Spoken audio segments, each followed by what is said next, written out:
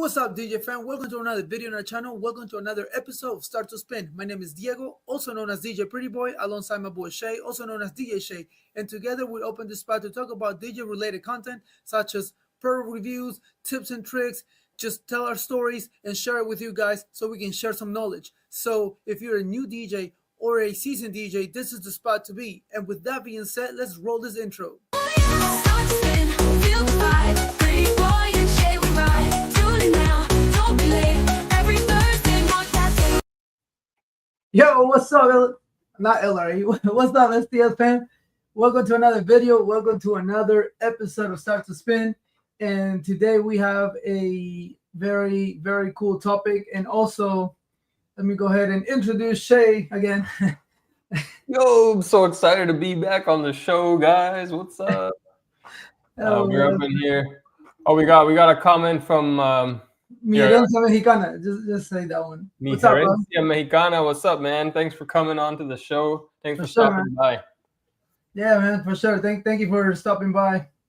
And so today we're gonna talk about red flags because Shay and myself, we have gone through this, and I'm pretty sure every single DJ has gone through this, and every single business I think goes through this. So we're gonna talk about what are things to look for and what are considered red flags, what is good, what type of events are good to say no to, and we'll just go in there. And you guys in the chat, so my herencia mexicana, if you had any aspects of this, share it in the comments so we can hear, well, not hear, but we can read it, and see if we have experienced that too. So Shay, you wanted to share with us your experience. Yeah, basically what I was gonna talk about is, there's some red flags you can pick up on clients before they book with you. Like certain ways that, however that talk, whatever talk you do, emailing, you're talking to them, whatever you do beforehand. I feel like there's certain things you can pick up on that makes you feel like, oh, like this seems like this person's going to be really difficult to work with, or they're going to be asking me to do a lot of stuff. And then, sometimes it'll translate. You'll do the actual event and you'll be like, oh man, I should have never taken this gig. Like, I should have known. Now I wanted to see, because I had some recent experiences where I'm like, I had one recently where I had a client reach out to me, and because of those red flags that popped up, I told them, oh, sorry, someone already booked me for that date. Now I'm no longer available. Mm-hmm. And so we can go back and forth, and then we can see what people put in the chat too. But one of the big red flags, I would say, just from the conversation you're having with a client, is if they're asking you more about like your equipment or your like add-ons and your like special effects more than they're asking you about your music, your style, the kind of music they want. I would say that's one major red flag, because if they're just talking to you about like, oh yeah, we want what kind of speakers do you have, and what kind of lights do you have, and what do you have dancing on the clouds, and they're not focused on the music aspect of it, then chances are what they're doing is they're just like shopping around, and they're just looking at people. They're just looking at people as if like, they're just what service they can offer. They're not looking at you for what you bring unique as a DJ, the kind of mixing you do, the type of energy you bring to the party. And they're probably going to treat you much more like a formula, like, we want this DJ's providing speakers, lights, dancing on the cloud for this much, and you're providing it for more, so they're just looking at the numbers and like the sort of just what they're getting, and not who you are as a DJ. So that was a big one for me, because that was a recent one. The guy was like, what kind of speakers do you have? Because I want to make sure that there's no like echo in the room. And I was like, oh yeah, I mean, I have it's called LD, speakers. They're very good, blah, blah, blah. I'm like, this is weird. Like, why are you asking me like what exactly speakers, what exact brand I have? Like a regular, unless it's another DJ, which we're just talking like, yo, what kind of speakers do you have, dude? Yeah. But if a client who's like not a DJ asking you that, it's kind of like, yo, like stay in your lane, Yeah, I mean, that would be my first question. Are you any type of DJ, sound engineer, or something like? Yeah. Why does it matter what I have? You Yeah, know what I'm saying? exactly. What do you have? 100% agree. And I think it's different than it like, okay, if they want to see a picture of your setup, that's a little bit different. Like maybe they just want to see, okay, it looks nice, it looks professional. But if they're asking you specifics, oh, what kind of do you have Chauvet lighting? Like, bro, like it doesn't matter to you, as long as it looks nice, it looks professional. Like I Yeah, could like that makes sense maybe for a client to ask, but asking specifics, it should make you think like, like is this person they're getting specific about this? What else? How specific are they gonna get later on down the line too? yeah. So I feel like that falls under the price handling type of client, the ones that wants to know why you have, what you're bringing to the table, and then start price hopping around, see Yeah, which one. And like I don't really understand the goal of it, because if let's say they go to you and you're like, oh yeah, I have the Maui 28 G3 or yeah, the whatever, and then they come up to me and they ask me, what do you have? And I say, oh, I have the Maui 44 G2s. yeah, And like our prices are completely different. yeah, Or let's say the prices are the same. Who are you gonna go with? yeah. Exactly. You Like, know, why so does it you don't get the matter? same equipment. Like, Even if it's on Maui, they say, oh yeah, we have whatever. We have the QSCs. We have regular box speakers.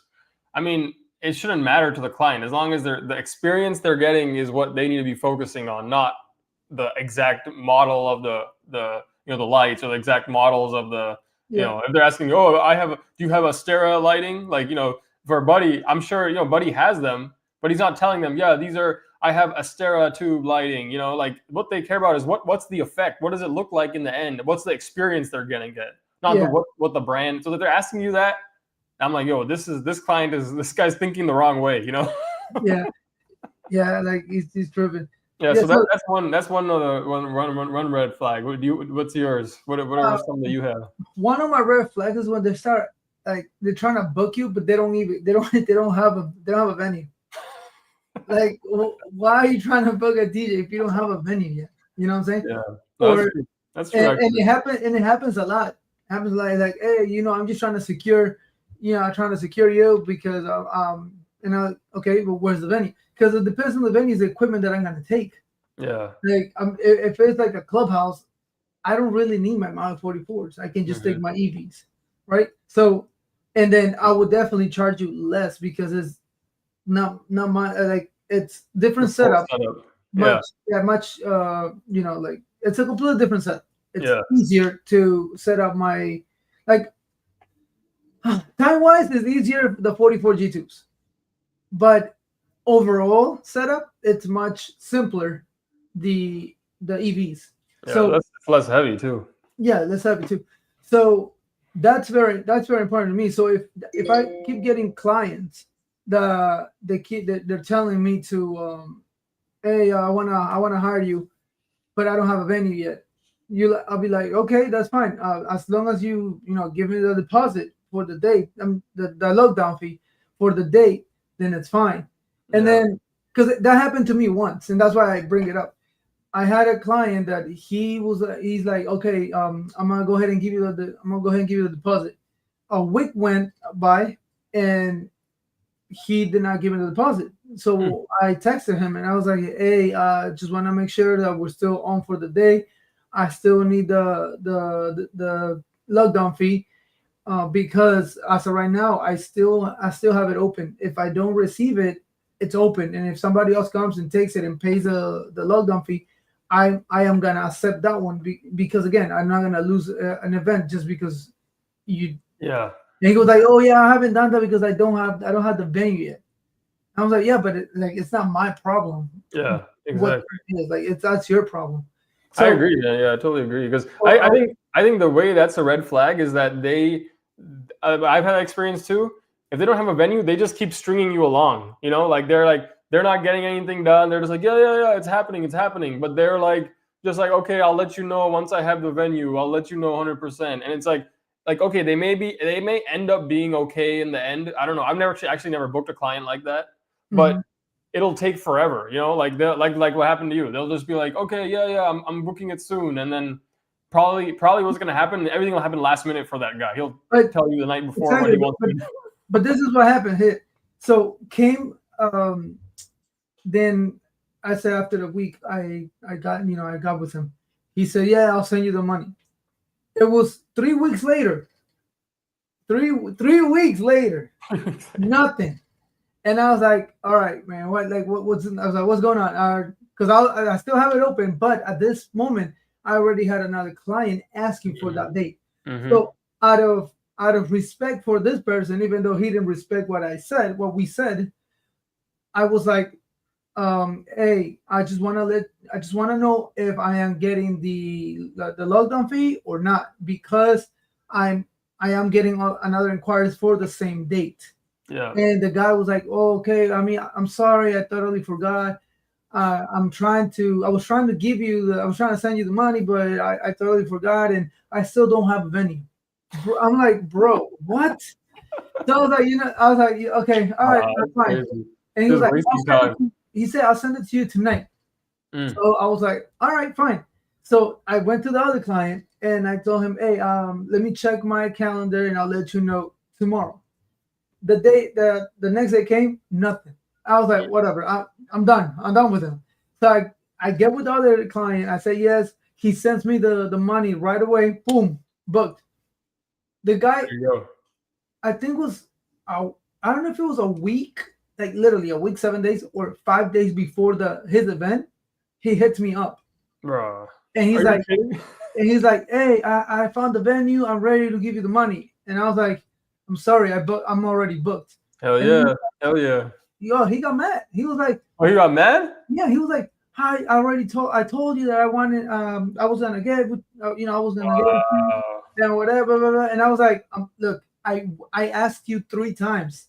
One, obviously, the first time we spoke, then a week after, and then 3 weeks after for the lockdown fee. And I told you that as long as I don't have the lockdown fee, the day is open for anyone. Yep. And you said that you were gonna send it to me the next day or that night. And I waited till the next day and you still didn't send the money. So if I don't have anything to secure, I'm not gonna say no to another client. Yep. So I'm sorry, but you gotta find somebody else. That's And wild, bro. he was tripping, bro. He was tripping. And I was like, well, I'm sorry. And then I just hang up. And then I did my event. And so that was like one of the biggest. Yeah, that goes to show you, like, yeah, a huge red flag. Because I imagine if that guy, I mean, 5 days before, and he's trying to book you like months way back, and then he ends up showing his like true, his true colors at the end, and getting mad about, even after you told him, like, you could have just ignored him, like, oh, like this guy, this guy, like, you don't have to respond to him. You're talking to him, and he's like has the audacity to get mad, like. Imagine if you worked for him, how he would be as a client, Yeah, what's up? What's up, buddy? Says, what's up, buddy? Yeah, he said no contract, no service. Exactly. So, but the thing was, like, no contract, no deposit on top of that, bro. No deposit. Yeah. So, okay. My question. Excuse me. My question is: do you send the contract and then get a deposit, or you get a deposit and then send the contract? What I do is I want to get the lockdown fee first and then send you the contract. That's what I do. But I don't know if I'm doing it wrong. Because who sends the contract get the lockdown fee? This will lead. I wasn't going to bring this one up now, but this leads into one of my other red flags. So, just to answer your question first, yes. So I had a lawyer client who, like, I had it in my contract, like whatever. It was unclear, like the order, deposit, or contract first. And so she was like, this is a red flag. I'll explain more next. But what she basically said is that I would, like, the contract has to be signed first and then the deposit. She's like, I would never send a deposit without there being a contract in place. So, but it makes sense, right? Legally, right? It's like, why would I send you money if there's no contract about like what's happening with that money? So the point is the contract should say, you need this much deposit. You agree to pay the deposit within 24 hours after signing the contract, or the contract is void, basically. And so technically the order should be they sign the contract and then they have to send the deposit within that time frame for the whole thing to be valid. But some clients, like, they don't care, right? Oh, they'll send a deposit first, this, that. But legally, it should be contract first and then deposit. And that's why I learned that, because a lawyer client called me out on it and was like, I'll never send a deposit without a contract. Let's see what everyone else said here. Yeah. Okay. Yeah, exactly. Mia Herencia agrees. contract and deposit, but depending on how fast they want to lock me down. Yep. So you can say like, for the whole thing to be booked, you need both, but the order should be contract and then deposit. And then, yeah, you send it at the same time. That's the best way. You send it at the same time, but then if they want to send you the deposit first, I mean, that's up to them, but they'll usually do both, at the same time. Okay. And then send the contract, give 2 weeks. Yeah. What's up, Adrian? Welcome, man. Thank you for stopping by. Appreciate you. Oh yeah, well, hey, what's up, Adrian Asparza? Thanks for joining the stream. I didn't even realize the name. Send the contract, give 2 weeks for the client to sign return. Yeah, I mean it's up to everybody. I mean, I know people do 3 days. I do somewhere between 3 days and 7 days, depending on how long the client has already strung me along. Yeah. But I'll say like, hey, I'll hold the date for you, obligation free for until the end of this contract. And then since I use Dropbox Sign, I was talking about before, it automatically, the contract will expire, so they won't be able to sign it after a certain amount of time either. Okay. But he says, sup Adrian. So yeah, so send the contract first. But I mean, realistically, we're doing it like what Buddy said is you try to get both are happening, should be happening around the same time, send them both at the same time. So the reason why I do it, first the down payment, the down payment, first the deposit, and then the contract. So I never since the first official wedding or event that I did it that way, and it worked. And I've never really had a problem. I never had a problem with a client in regards to not giving me the deposit first. I always say, okay, it's just gonna be $500 for the deposit, and then the rest will be. Those 500 goes upon your your final payment, so it'll be deducted from it. And once they send me the lockdown fee, I'll go ahead and send you the contract. You sign it, and then the day is safe. Yeah, and, I mean, that's the thing. So now I've never had that problem until I never had that problem. If you get some professional, or you get I had a lawyer client, that's when they'll tell you probably. but I mean, I understand. I see their thought process. Yes, it makes sense first in order. It makes sense, right? Yeah, because you're just sending money to someone. You're like, oh, thanks for the gift. I never agreed on anything in writing. Thanks for sending me this gift, and they could run away with it. So that's why there has to be something in place saying what that money is, what it means, and blah blah blah blah blah. So that's why technically. But that takes me to my next red flag that I had. So a red flag is if the client.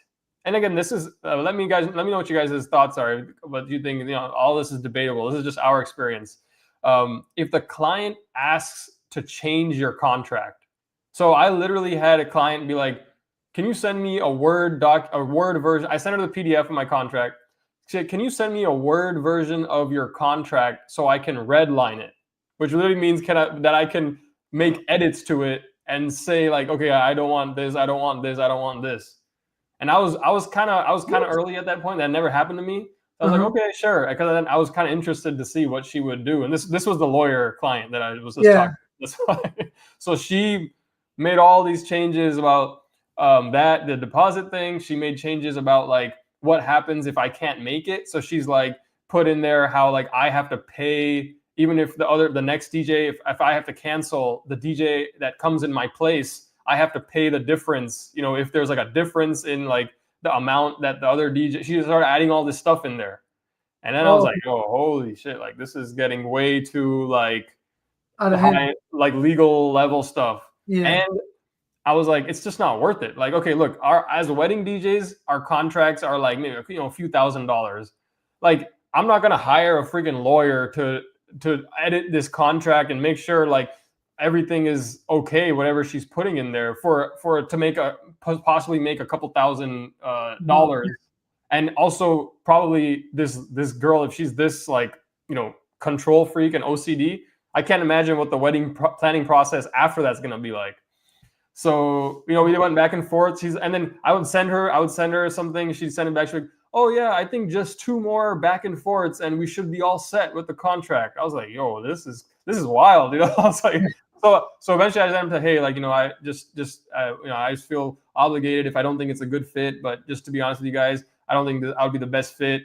Maybe you should ask your venue for. I said some BS, but I'd like to withdraw myself from consideration as your DJ. Yeah. And I kind of took a chance because they had my Google reviews page and I'd been But I was like, I can't work with this person. It was just too much. So that's why I would say red flag is if they ask to edit your contract. It's one thing, right? If you put a wrong date in there or something, that's different. Like, okay, can you change this, or you wrote the name wrong? That's different. Yeah. If they're asking you like to change actual liabilities and or like phrasing that you have in there, just say, oh, sorry, my contract comes as is. I can't make those changes. Hey, chat. Has any of you had this issue? I've never had this issue. Like the client wants to change my. I know I've been told that they don't like few things that my contract says, but then I've never had that instance of a client asking me an editable version of it so they can edit. I never had that, and if I get one like that, I'll be like, no. Like, why? I would even say, bro, even in like that case, if they're saying like, oh, like there's certain things we don't like, or you have to see what they're talking about, because if they're saying stuff about like you have something about if the guest breaks something, your equipment, I would put that as a red flag. Is like, why do you have a problem with this? Like, no, like this is something that I can't change. It's just how the contract is. To protect myself, and then. Yeah. And then just go from there, because even that, like, it depends what they're wanting to change. It can become a red flag very quickly too. Now, in your contract, how far away from the wedding can they cancel? Well, mine is they can cancel anytime. They just don't get the deposit back. Okay, but anytime. Yeah. So what about you as a DJ? Oh, well, for me as a DJ, so the way I have it is I can cancel, like not like I can cancel, but like if I have to, I'm sick or whatever, I die, then basically, well, I don't know if I die, then they're kind of on their own. But if I'm still sick, I can't make it, then basically I have to find them a new DJ like within that amount, that they paid. And if I can't, then I return all the money to them, including the deposit, obviously. But in that, I wrote a clause after this freaking lawyer chick. I wrote that, like, in all circumstances, the full amount of liability that I have, like, won't exceed the amount of the contract, basically. So, like, they can't be like, oh, now you gotta find us a DJ that's like, charges $10,000, or we want to hire DJ Skrillex or something now for our wedding, and you have to pay the difference. Yeah. Go ahead. Let me hit these real quick. Mi Herencia says, good choice. Sometimes you have to refuse service to some. Yeah, exactly. And that's the point of this topic is, those red flags in beforehand that make you be like, hey, like, I should walk away from this inquiry. So if you guys have any that you had, any stories that you're like, yo, this is a red flag, or you wish, hey, I wish I would have noticed this red flag because I would have stopped it, but then I had to end up doing the event because they booked me. But he said, we send it as a PDF. We will change some things, names, venue. Yeah, exactly. Other parts, no. Yeah. So Buddy sounds like he's like, doesn't change the big parts. And Chin Chillin, what's up, man? Chin Chillin's back. What up, Chin? Chin Chill. He got the best name, I think, out of everyone. Chin Chillin. It's fun to say. Up to 90 days before we will refund. After 90 days, we keep the deposit only. 90 days, we'll refund. Up to 90 days before we will refund. Oh, so you're saying if they cancel like 90 days before their date, you'll give them their deposit back too? So 3 months. That's interesting. That's nice. I mean, that's flexible. That's nicer than my contract. And Buddy says, sup, chill. Yeah, so yeah, Buddy, is that what you do? So you'll give, even if they cancel, let's say 3 months before, even after like confirming you'll give them their deposit back as well. That's what you're saying. So one of my clients said, because I had it on my contract, that I could cancel. I could cancel the whatever, if I'm sick or whatever. I can cancel 2 weeks prior. That was before, like long time ago. And then he was like, he signed it and everything, and I was like, "You good? Everything fine?" He's like, "Oh yeah, the only thing I don't like, I mean, a little iffy is that that it says that you can cancel 2 weeks before." And I was like, I'm like, yeah, yeah, you know. I'm like, I was like, I just put that there because I'm gonna be there. And I'm like, don't worry, I'm gonna be there. That's what I tell my clients all the time. You're like, yo, I'm gonna be sick in 2 weeks. Sorry, I can't make it. But then do you keep their deposit too then that way or not? Or you give them the deposit? You have something about their deposit in there? No, if I have to cancel, I'll give them the money back because I'm canceling. Like, you know, Yeah, of course. but obviously I changed that. I changed that to like 2 months now. I think it's So 60 days. if you're sick 2 months before, then cancel. Yeah, I mean, and that's what I tell my client. Like, unless I'm dead, I'll be there. Yeah, that's why I tell them because I had a guy ask me, which I don't think is a red flag, but he asked me like, what happens if you're sick or you crash? And I said, I know other DJs in the area, and I would pay them to go do your wedding for the same, and I would call them and have them do it. That's basically what I tell them. Because that's the thing, as a solo op, it's just us. So if something happens to us, like you got to have some sort of backup plan. Otherwise, they're gonna be without. Then stuff's gonna happen the day of. If something happens, you're gonna crash. You wake up and your appendix is exploded or something. All that stuff happens the day of or something. So. Yeah. And then Buddy says he's clarifying from the comment before. He says, "Yup, he can book another gig." Ah, that's interesting. So Buddy has a more lenient policy. Well, he'll give them their deposit back even 3 months before. I think it's whatever you're comfortable with. That's nice. That's nice though. It probably gives the clients a lot of peace of mind. Yeah, well, at least for me, I'm not. I guess I'm not that nice, but mine is the lockdown fee is non-refundable unless I cancel. Yeah. Any other circumstances, you lose it.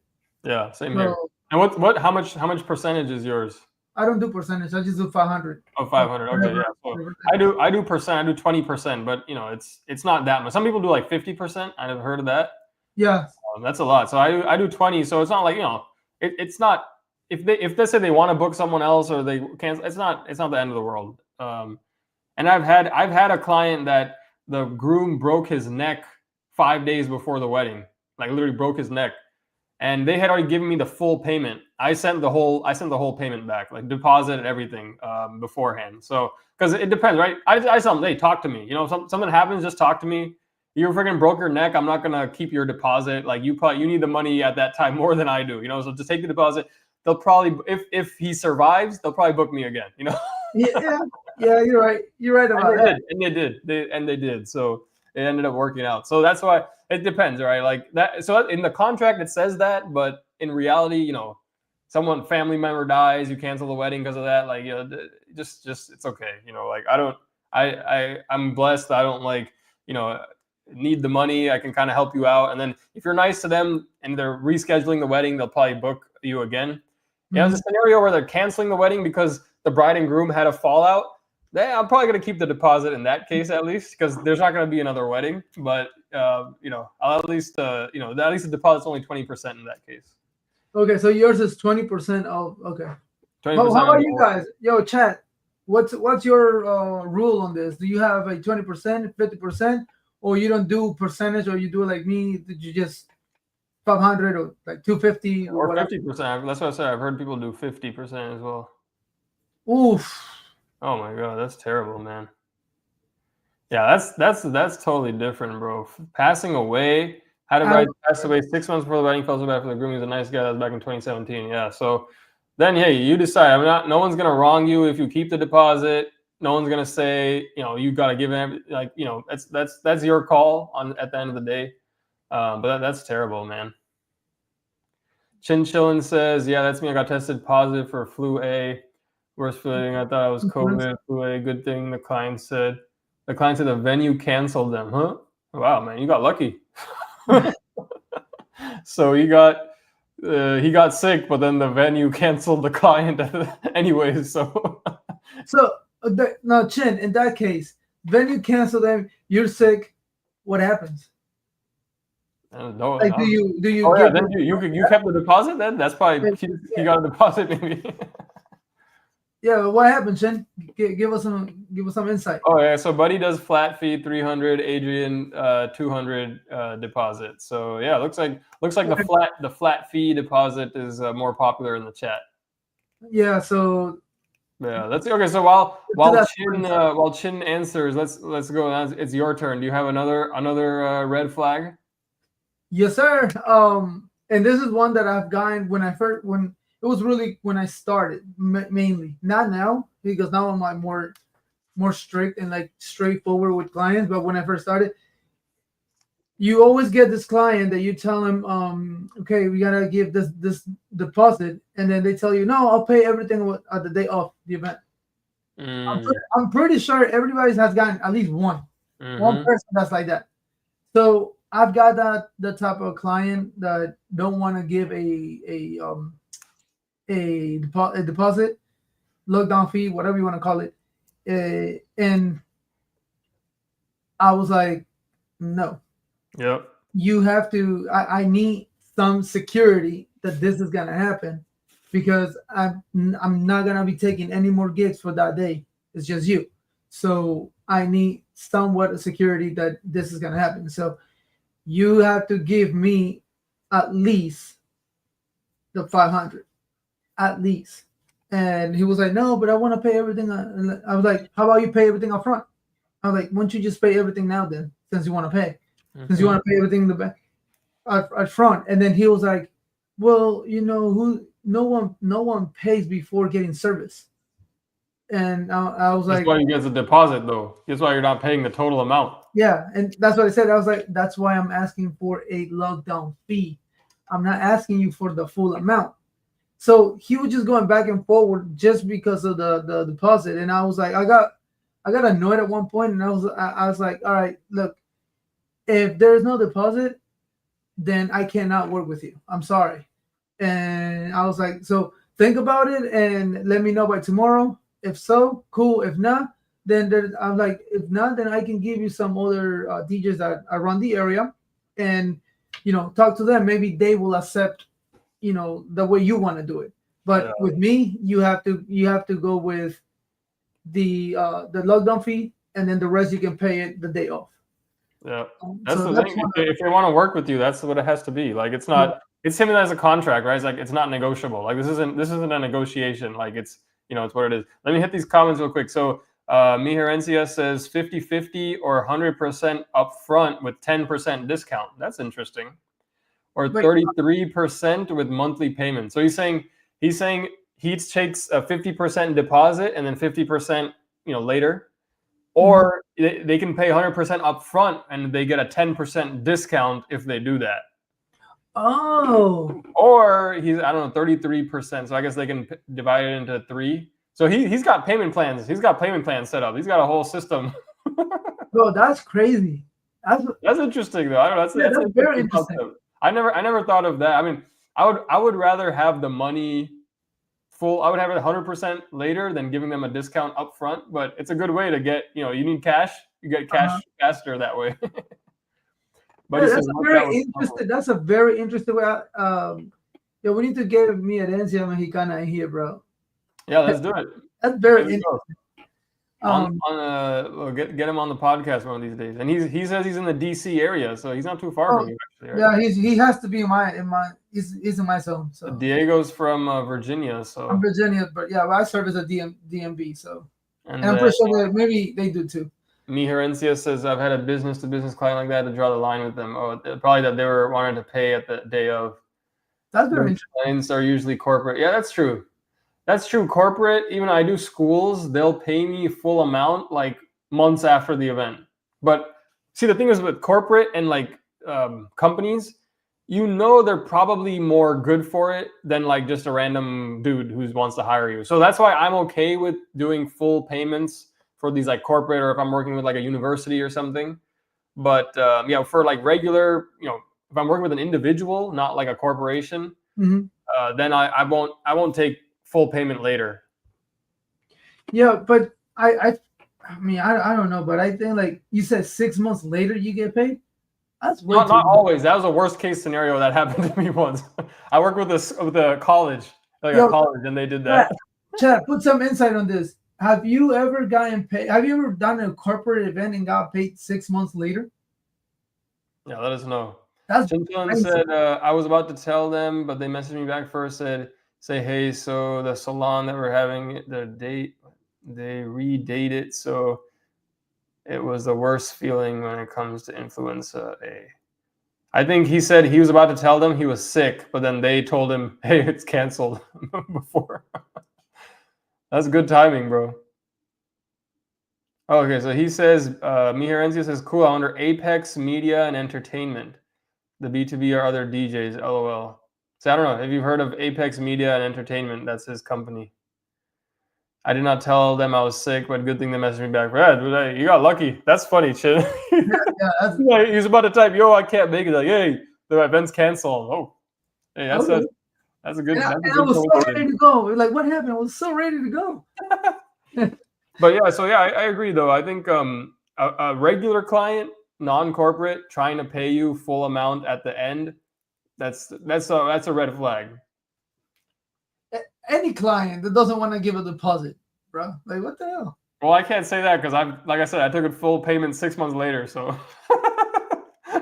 and I like the events. I still do them. I still go back to that school all the time, and I still do their events. So, But they still do it the same way. They still pay you. yeah, because the way it works is there's like they have their own invoice thing, and then you have to send it to their like accounting department, and they like they like type out a check and they print the check and mail it to you and stuff. So it's the whole process is like, but that's the thing I know because it's a whole there's a system, you know. This is not like, yo, if I'm talking to just a client directly, I'm like, dude, you could literally just go on your phone and Zelle me. But corporations, universities, they have like a whole bureaucracy, you know, they have a system that everything has to go through. So it takes, I'm more understanding with that. But one-on-one clients, I'm not like, yo, like you don't have an accounting department. You don't have a HR, all that stuff that this has to go through. You just have to type it on your phone, Zelle, using to put your credit card information, and you could do this. Yeah, okay. Well, you know, to each their own. I just feel like 6 months is way too long. Yeah, I mean, it's by long. that time I already forgot. Like, It's long, but hey, I get the money eventually, and then they're fun events because it's like college events. But all right, anyway, so we'll see what the chat has to say because it seems like a few other people had that about the corporate. Another red flag for me, and I mean, I think it was your turn, but I'm just gonna say because before. All right, yeah, do it. I'm writing mine down, so that's why. Okay. Another red flag that I have is when clients call and they start bad mouthing other vendors. That's a good one. That's one thing I can't stand. Like one time I got, not one time, a couple of times, but mainly one that's got like stuck to my head. So this guy calls me and he's like, "Hey, I watch your stuff. I really like what I saw on your YouTube videos and Instagram." And like in the back of my head, I was like, "Oh shit, my YouTube video! Like finally somebody." Yeah. But anyway, so he hit me up and then he was like, "Yeah, I've seen this other two DJs that are around your area, and man, they suck. They don't do this, they don't do that." And I was like, "Why? Like, you know, like you're calling me and talking bad about other people. Like, why? Just it's true. That's a good one. That's Well, really so you know that's something that gives you an insight into what their mindset is like too. So you know that this guy looks for negative stuff, right? Like he sees the negatives. So if you're DJing and you messing up, or let's say one of your lights is not working properly, this guy's probably gonna notice that and then say, "Hey, this is not right." That's his highlight. That's gonna be his highlight. Exactly. So that's like, then it tells you like, oh, this, and if he's talking bad about that DJ, it's probably easy. Something you could do something wrong, and you could easily end up on that side too. You know. Yeah. So I think that's a good one. Is if people are just complaining, oh, I've been talking to so many DJs, and this guy was like this guy was like this. You're like okay, maybe I don't want to work with this guy who's like shopping around and trying to been a pain in the ass for all these other DJs basically. Yeah, chat. Have you guys gotten a call like this, and like people like bashing other vendors, like other DJs, and like, will you still take the event? I mean, so you also gotta tell us, Diego. So this one or the other ones, these ones where you had these red flags, did you end up booking with them, and then how did it end up in the end? No. Oh, so you never booked with any of these guys that you brought up? Okay. That's good to know. Because that's one of the things is the red flag actually valid then? Later, then is there a problem later? I'm giving you red flags that are valid. Like I'm not gonna say, oh, a red flag is this, and then I ended up taking the gig. No, but that's the thing. So sometimes like the same thing happens in dating. Like the girl you're dating might have red flags, but you choose to ignore them anyways, and then you date her, and then you regret it. So it could still happen. In that case, if you ignore a red flag, it wasn't a red flag. Because the red flag is no, definitely no. That's a red flag. Yeah, I know some.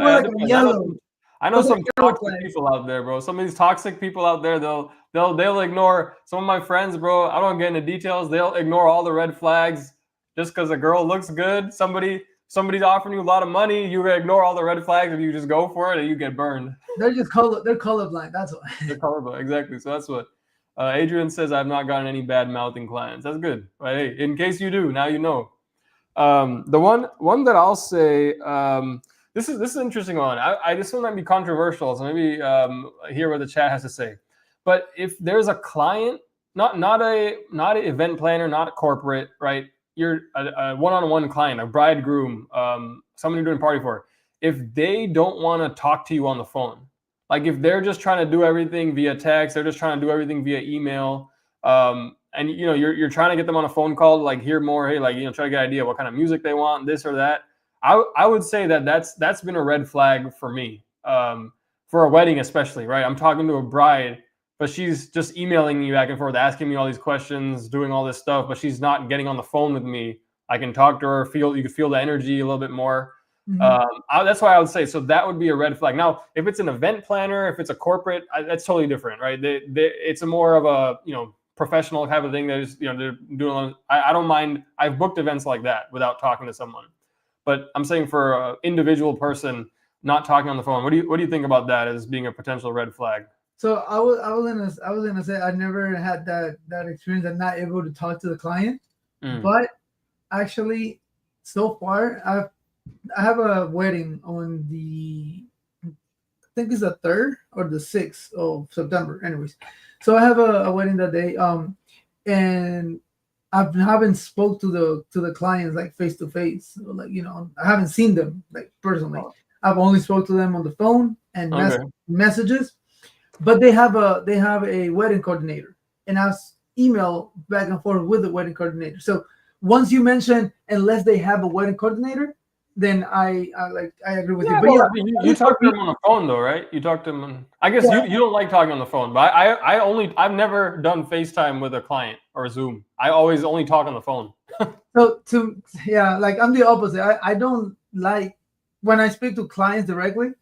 I wanna see them. I want. Yeah, so I mean, I would say that's how I do. The red flag is like if you haven't like actually had a conversation, you're just doing things email or text. Like let's say you had no phone call or Zoom, and it was just they were just emailing you back and forth like a bride. I don't know if I would consider that a red flag. As long as she's responsive, that's another red flag. Another red flag. I'm sorry, like to jump like this, but another red flag because it goes with this. It's a client that it's not responsive. That was going to be one of mine. That was another one of mine actually too. So okay, hit the comments. Let me do these comments. Yeah, let me do these comments. So Chinchon says I always check my equipment first and test them before they release to the wild. And I just bought me a Yamaha SPX 90 multi-effects voice pitcher. Oh, nice, man. You're trying to maybe forget karaoke or something? Me Herencia says, I did get a bad mouthing of client of other DJs. I told them I was booked for that day, and then they paid a little more to keep me. Interesting.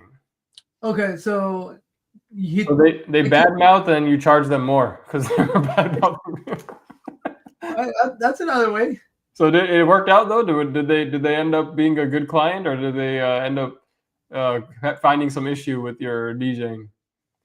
Chinchon says I never had any complaints and bad mouth before. Yeah, I personally I haven't either, but I could definitely see that.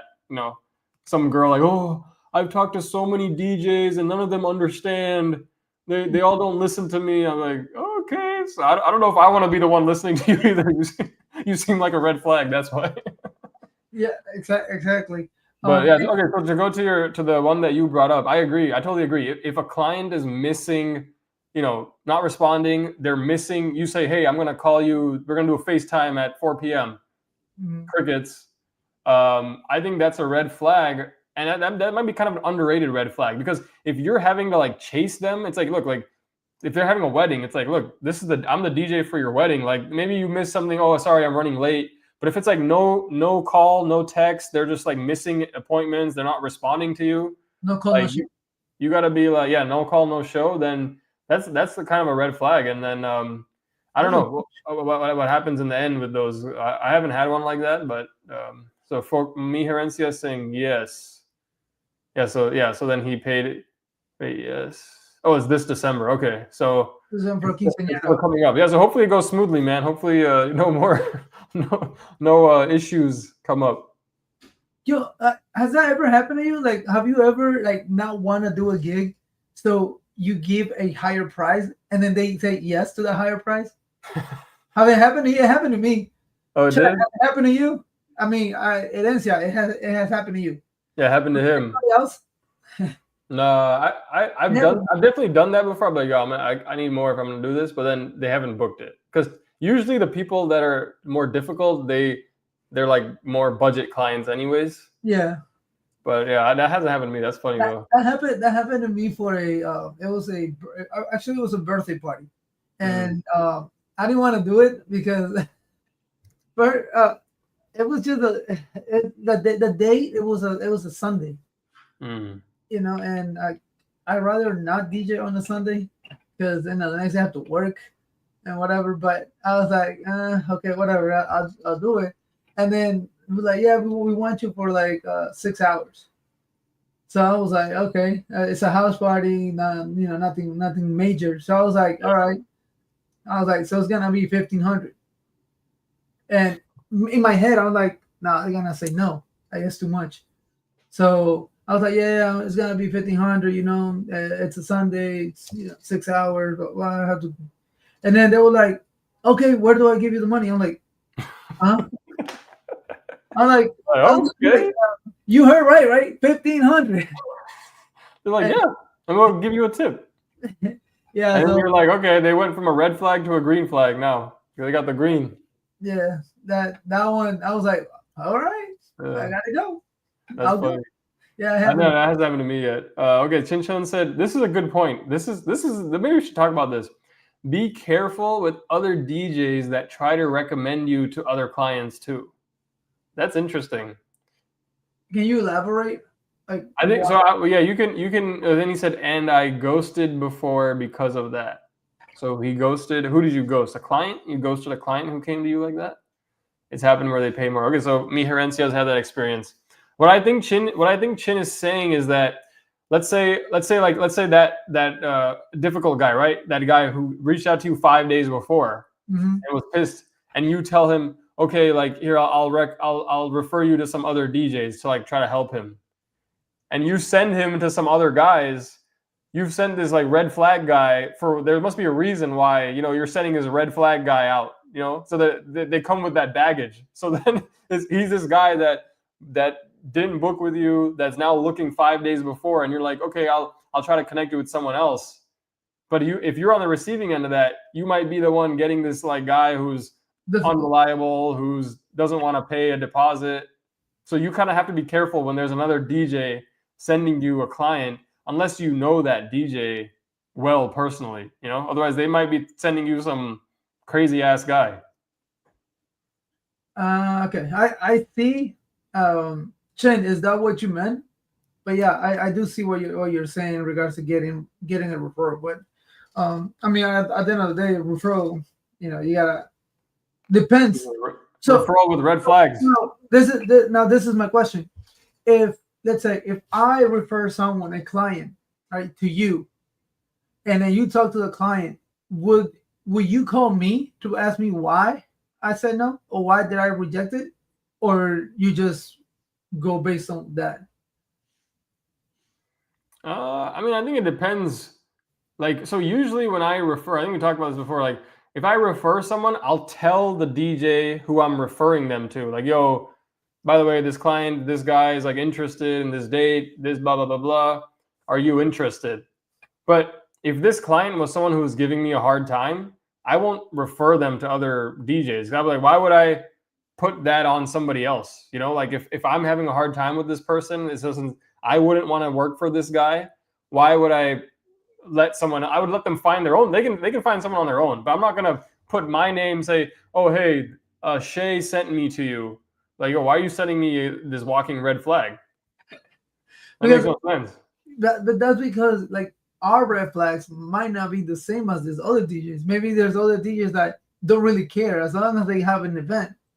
You know, like yeah, if you know them, but that's why they can find them themselves too. Like if they Google someone else and they find them, I mean, whatever. But let's see what Chinchillin says. Client rejection. So I guess he rejected. He rejected the client. Like Yeah. he goes to the client as a. And Mihir NCS said, yeah, I would give the following DJ a heads up. Yeah, maybe you like let them know, like, hey, like I'm referring this person to you, but just so you know, like, no pressure. They're kind of whatever you want to describe them. Okay, so that's what I do when I can't make it, or you know, I don't want to do it, whatever.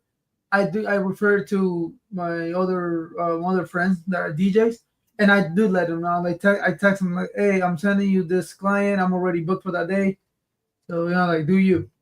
And Or maybe let him know that this guy has been trying to book me for 30 days, but hasn't. You know, send it. I would give him a heads up about the red flags too, though. That's what I would do differently.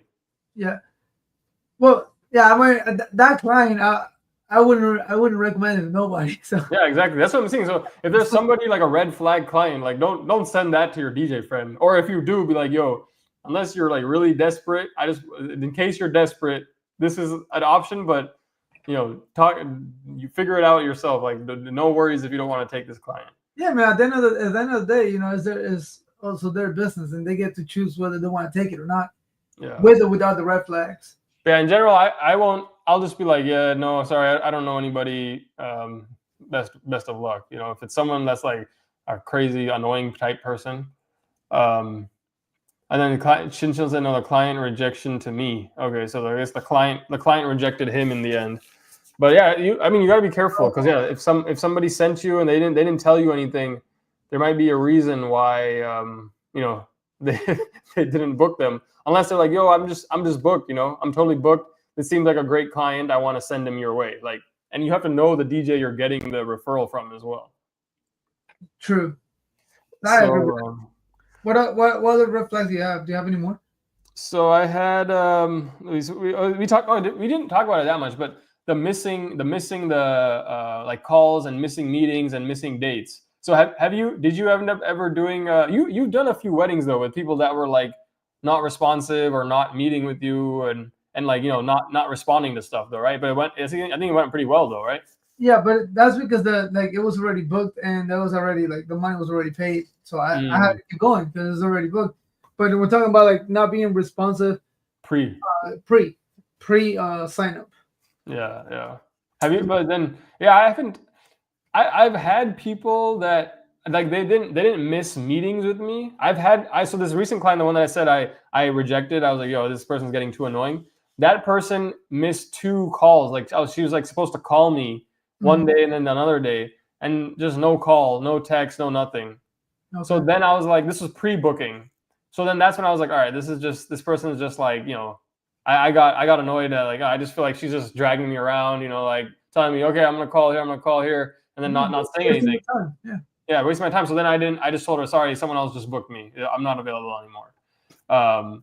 And then kept it moving. But I've had other clients where I met with them, had a discussion with them, and then a couple of weeks, nothing. No, I was like, okay. Then I followed up with them. Hey, just checking in. Oh yeah, we're still very interested in booking with you. And then they end up booking me. Actually, I went forward, did their whole wedding, and it was great. You know, everything was amazing. But the difference was it just took time. It was more time to get the contract signed, I guess. They didn't like miss actual like the meeting with me. Like, so we're like, okay, I'm gonna call you at 5 p.m. I had the meeting. The meeting was great. It was just slow to respond afterwards, you know. But it ended up going pretty well. So I don't know. I mean, maybe I don't know how to if there's like a black or white answer for that one. Again, it depends. It depends. It depends, but the point is that if they're missing, if they're sort of, that should start to raise your suspicion. Like, okay, like, like, is this person gonna be a problem? It should start to raise some of those your awareness about them, I would say. Yeah. Okay, Right. Chin Chun says, right now I don't have that much events this year because the reason why letter I raid. Bruh. Yo, Chet, Bro, Chin is tripping right now, bro. you're confusing me, bro. I think the reason you don't have many events is because your clients can't understand what you're writing to them, bro. I think that's what's happening. What was that? All right. I don't know. That was, It made sense the first half, but because the reason why letter, yeah, man, you gotta clarify that the second part of that. oh, that was funny. No, that's so. You got any more? Nah, not at the top of my head. I can't think. Yeah, the other one I think is like this guy. What was he telling me? Yeah, okay. I said most of them actually. Yeah, the contract. I would say like it's similar to the asking you what specific equipment you have. Someone was asking me about like, can you send me actual pictures of your speaker, of this, of that, like individual things, like not just like setup. Like send me pictures of your lights, send me pictures of your speaker, send me pictures of your booth. I don't know. I was like zoom, like just a picture of it. I like, like, okay, this is a little too much, Yeah. But okay, this makes more sense now. Right now, I don't have that much events this year because the reason why letter immigration raid. Yeah, so he's talking about the immigration, the ICE raids and stuff. That makes sense. Okay. That makes. I wonder if that's really like affecting DJs. Like, do you see that happening in your area, Diego? Like people are having less parties and less gatherings because of that. I know there's definitely less parties. Yes. But I mean, definitely there's been like a very like there's been a hit. No, not that much parties, and it's understandable. Bro, right now it's just with all this immigration stuff is crazy, man. That makes sense because that's the thing. If you're doing a house party, the cops are gonna get called. Yeah. So then you're just, if you got any family, if anybody there, right? If somebody's worried about their immigration status, then you're like, yo, I'm not trying to be in this. Like this is too risky because then you're playing music, the cops come, who knows who else is gonna show up? Then they see, they hear gasolina, they hear mi gente, they hear suavemente. They got ice on speed dial. Then that's people are probably afraid of, Yeah, you're just basically like you're bringing all that attention. Yeah, it's definitely a huge impact right now. That sucks. We never talked about that. That's a good point. Yeah. And Adrian Esparza says, "Whoa, yeah." So maybe he's that's something we haven't that's really real, and we haven't like talked about how that affects DJing and like the parties. But definitely, hopefully, like I don't know. Especially I'm in Los Angeles, but at least some of the raids and stuff have gone down. So hopefully. But I think it'll continue to be an issue, though. Definitely something everyone will be concerned about. Yeah, it's just dangerous. Right now, it's dangerous everywhere. There's here in the DMV. There's a lot of raids, a lot of ICE raids right now, and people are scared, man. Like that makes sense. But I know you're not gonna have a house party, or even if you're not scared, like you'll still like you're not gonna be like, let's celebrate something right now, right? It's like if you have family members or people. Having issues. It's because they're taking people, and once they take you and then ask you later. And they don't ask like, are you legal or not? Boom, you look another ethnicity that's not white or American. Boom, they take you. Bro, and as the DJ, you gotta watch out too because you're like front and center. Yeah. So we keep it safe for now. Yeah, that's true, man. Yeah. Well, I don't have events either, but it's not because of immigration raids. It's just I don't have that many events. So, we're in the same. We'll be in the same boat. I think in general though, like in events are on the down. we all got spoiled after COVID. ton of weddings, ton of events. But you know what? Also, it's because it's gotten way more expensive, and Mm. like venues are stupid expensive. Hmm. Like, goddamn, like you know, and it's an arm and a leg for a freaking for a venue. And then if you want to make like if you want to do this big joint, is the venue, then the wedding coordinator, then the flowers, bro. The flowers are always way more money than DJs. Cut the flowers, bro. Cut Why? flowers. Ugh.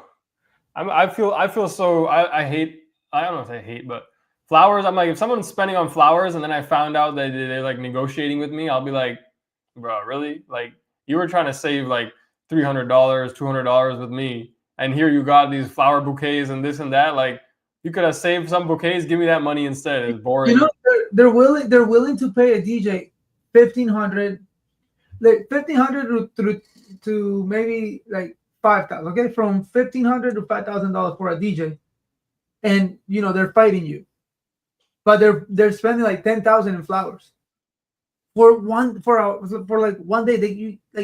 Those things are gonna die. And they die, dude. Yeah, they die. I don't Like, get it. But hey, one thing we didn't mention though, because we don't, I don't. That's the thing. I don't. Neither of us think it's a red flag. But clients trying to negotiate. To me, it's not a red flag. It comes with the territory, you know. So, there's gonna be some negotiation. I don't think of that as a red flag. But I wonder if other DJs out there they think of that as a red flag. I don't. To me, it's not a red flag, but I don't really. When it's a wedding or a quince, I don't negotiate. Mm. I send you my prices, and those are it. Now, I don't know if you consider this negotiating, but let's say, hey, I want your gold package, but I don't want it for the 6 hours. I want it just for 5. So like put And you decrease. yeah, just decrease the price. But I don't feel like that's negotiating. Yeah, that's not. Yeah. It's just they want this package, they just don't want that many hours. So I'm like, okay, we'll just take like the 250 or 150 of my gold package and whatever.